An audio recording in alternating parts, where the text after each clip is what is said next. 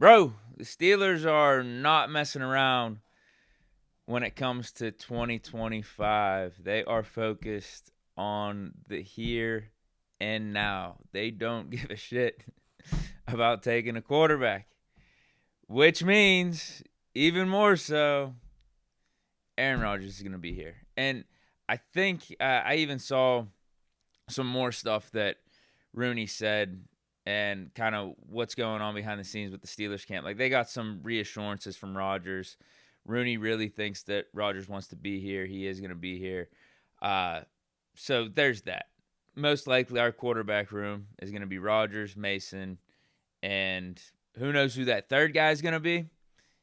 They're going to be competing with Skylar Thompson, but the Steelers aren't worried about it. They're not worried about who that third guy is because they're trying to get guys in this draft who are actually going to contribute for the 2025 season. That's what they've done with all these three picks. Most recent being Jack Sawyer, linebacker, edge rusher from Ohio State, being taken with this fourth-round pick. And I like it, man. Here's the thing. Shador's still there. Will Howard's still there. Quinn Ewers, Kyle McCord. Steelers aren't interested in drafting a guy at this point that they think is not going to be playing for them in 2025. Because it's way different when you're taking Shador in the fourth round or any of these quarterbacks in the fourth round versus in the first round. You don't have much invested. There's not even a guarantee that you're going to be the guy for the future being a day 3 pick. So would it have been a bad thing for the Steelers to take a quarterback here? No, I thought they were. I think it would have been fine, completely fine, especially with Shador and the talent that he has and all that stuff. Still being there in the fourth, that would have been a steal of a pick. Quinn Ewers, Will Howard, Kyle McCord, taking them in the fourth round, day 3, to fill out the quarterback room. Can't really complain about that.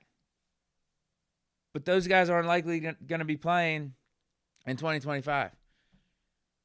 And the Steelers clearly are sending a message that they're all in for this upcoming season by taking Jack Sawyer in the fourth round, edge rusher out of Ohio State, because he could actually get some snaps on defense.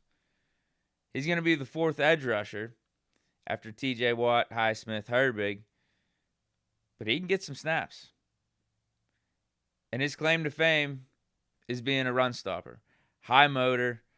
The athleticism, a little bit limited there, but got better each and every season at Ohio State.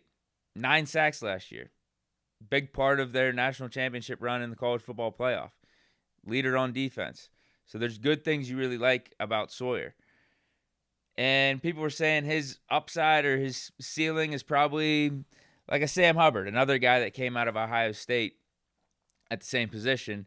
And Sam Hubbard made something for himself with the Bengals. Pretty much got 6 to 7 sacks per season at his peak with the Bengals. And if Jack Sawyer turns into something like that for the Steelers, I'll take it. Yeah, his upside's probably being on a given season your number 2 edge rusher. That's probably his upside.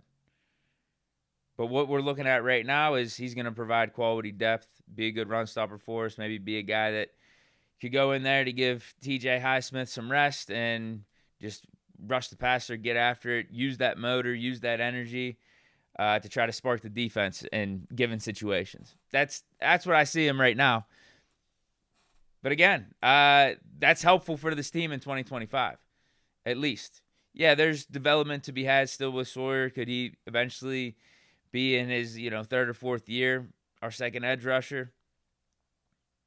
Yeah, but he's able to help us now and also potentially for the future. Same thing with Caleb Johnson. Same thing with Derek Harmon. That's the message the Steelers are sending right now. Not only do we like these guys for the long term, but they can help us in 2025. That's what we've been doing when the offseason started with our free agency moves, trading for DK Metcalf, Darius Slay, getting Malik Harrison in here, Brandon Eccles, our third cornerback. And obviously with the likelihood of us getting Aaron Rodgers.